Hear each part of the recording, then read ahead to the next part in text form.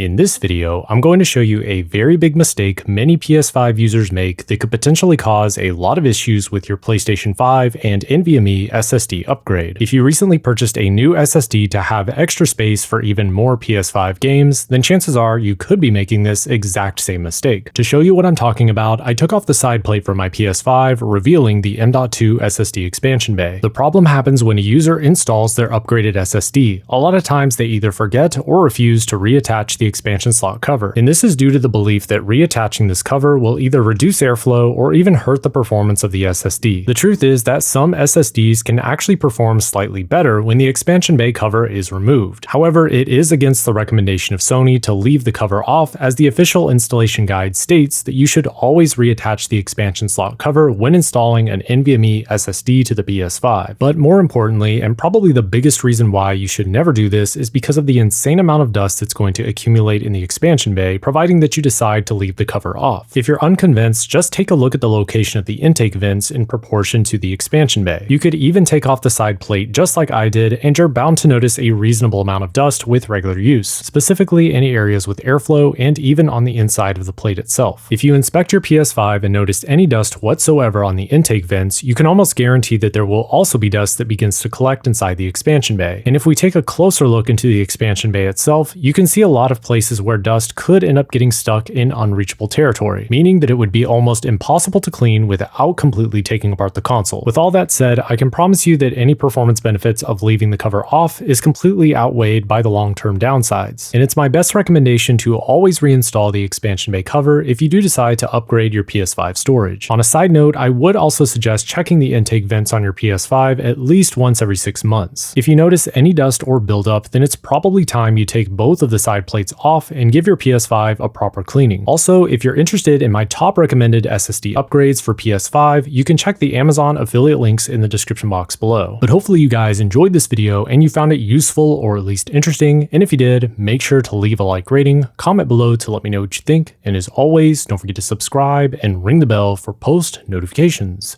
I'll see you guys next video. Peace.